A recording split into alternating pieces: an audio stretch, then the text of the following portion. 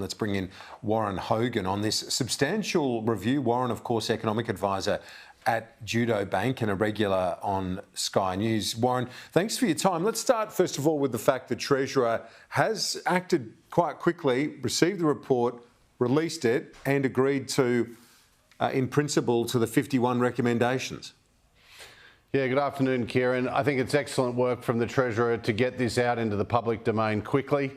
It's good that all the recommendations are largely going to be supported by the government and hopefully the opposition. This reduces uncertainty, uncertainty for financial markets, for business, for the broader community. So I think they've done a great job in not sort of mucking around with this one, and I think that's a really good outcome. So a thumbs up. Any surprises in the report? I know they're wanting to be much more transparent. That was the word the Treasurer used in the interview I did with him earlier. He says he wants these reforms to help, and obviously the review does, to make the central bank more transparent. Yeah, look, I think it is transparency, but I think it's accountability, which of course transparency is part of that. But it's about making sure that those that are making the decisions are accountable for them. And what they're doing is bringing in some external support to the RBA through this new Monetary Policy Board.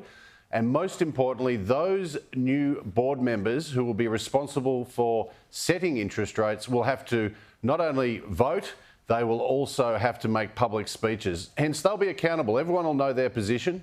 I think their voting should be attributed. They're saying they're unattributed. I think we'll be playing a guessing game on that pretty soon after it all starts. But I think they've made some major steps here in the right direction. They've clarified the objectives, they've looked at the target, and I think this whole review will be largely welcomed by most economists out there in our community. And so while the vote result of the decisions, whether they move, abstain or seek to keep rates as they are, they will be reported, but the names won't be attributed. You're saying they should be? They definitely should be. There'll just be a guessing game about who says what. I mean, every word and action from central banks is picked over. And so if we're going to go down this route, we should be fully transparent and open about it. And I think one of the reasons maybe that they're worried about getting the right people out there and whether or not they want to be that exposed. But of course, that's going to be part of this new gig. And anyone who sticks their hand up to be on this board has to take that responsibility on and be prepared to be accountable for what they're saying. And of course, this is really difficult stuff because it's not that monetary policy is complex. It's not.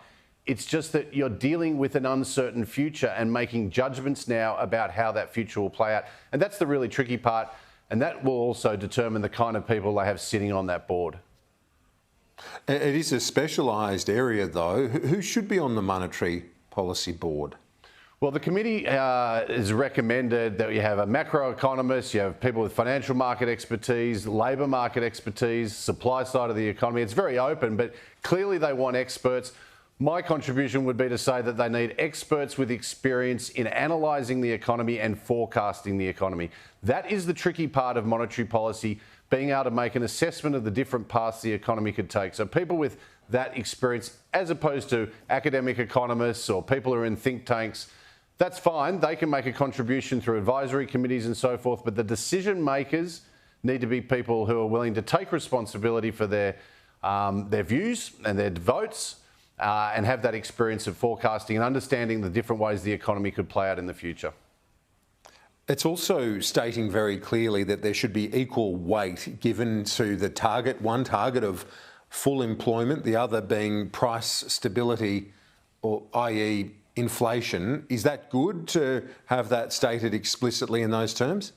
Yeah, look, this is part of the reform. The modernisation of the Reserve Bank Act is to clarify the objectives.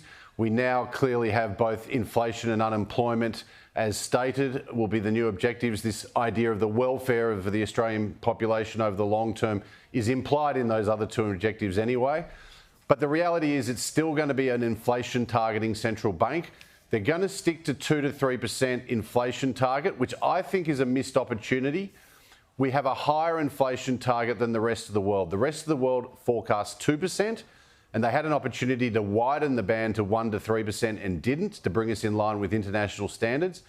And I still haven't seen a satisfactory explanation for why we should be targeting higher inflation than the rest of the world.